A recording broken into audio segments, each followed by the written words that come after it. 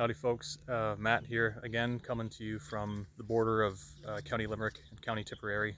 Fairly typical Irish pastoral scene in the background.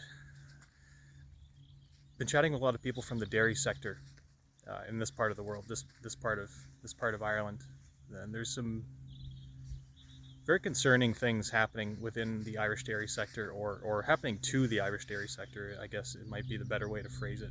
Different areas of Irish agriculture in general, but just to focus specifically on dairy, I thought it would be a good time to just have just kind of a general couple thoughts on historical drivers of production and why, again, I harp on this from time to time, but why it's important to remember what those drivers are, why, and kind of link back to why we're experiencing some environmental and social challenges that we might, that we're seeing today.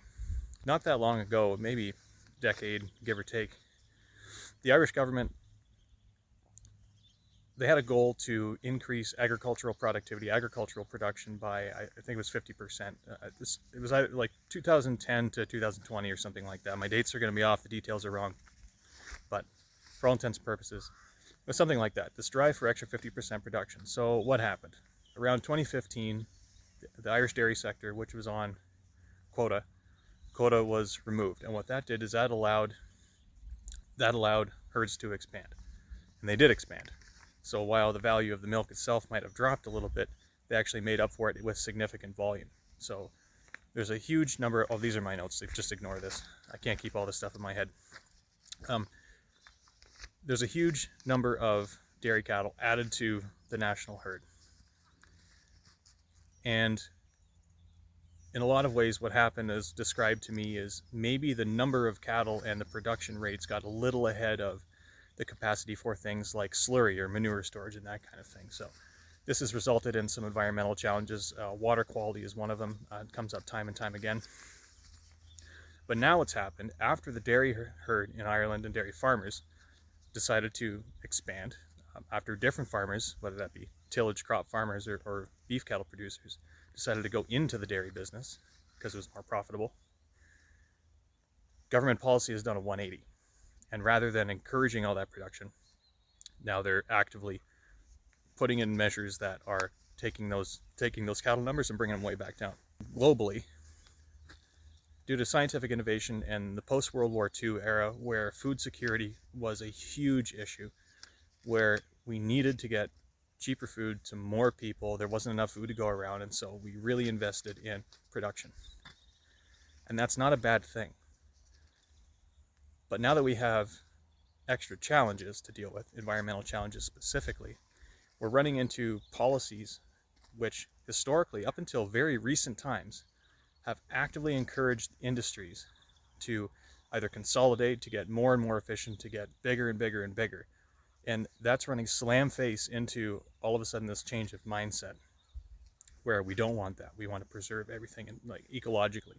So what's happened here? It started with production. It was government policy, very focused on production, efficiency. Again, that's fine. There's a lot of good to be said about taking that approach to an agricultural system. You bring the cost of food down for everybody, among other things. But if you only focus on production, then you ignore some wider implications. The environmental side, I mentioned water quality before, that's certainly not the only issue. You're going to have socioeconomic problems. What happens when you expand all these dairy herds and the price continually goes down and down and down? You can only make up for price with volume for so long. And then if you promote people to make up for price with volume one day and then the next do the exact opposite, or rather you still want that cheap product, you don't want to raise the price of milk or the price of carrots or whatever it is, but you expect a lot of additional environmental policy to be enacted on top of that, you're going to have a problem. I can't remember the person's name, but it's that famous quote from the United States back in the 70s, go big or get out, right? How sustainable is a policy, or is a mentality like go big or get out? Whether that's environmental issues or socioeconomic issues, a consolidation of industry, focusing just on production has a lot of repercussions for the sustainability of the agricultural industry in general. I think Irish dairy is a good example and something you can see happening in real time right now. If you only focus on production, you have an issue. But if you only focus on environment, you also have an issue. And you do exactly the same thing, which is you run the risk of having unintended socioeconomic consequences, not just for farmers, but a lot further afield.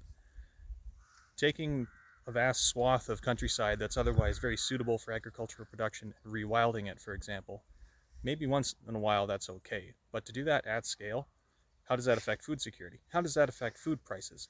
Or is the government then going to artificially come in and either inflate the price farmers get or put a cap on the price that consumers have to pay? Are they going to do what they do in Ontario, which is fool you into thinking your electricity is actually kind of affordable when they're actually subsidizing that?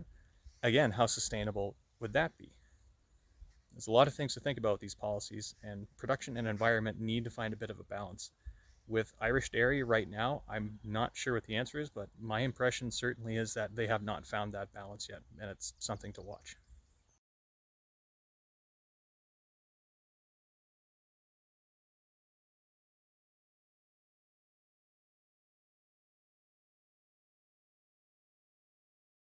Something I thought particularly intriguing as a description of some of the challenges that farmers are dealing with here. And the phrase was, they're dealing with multiple personality policymaking, which, you know, and I don't want to cause any alarm to anyone with regards to the classification of mental health challenges and so on, but as a description of trying to manage constantly changing government policy, constantly changing government priorities and political parties, I can't really think of a better way to describe it than that.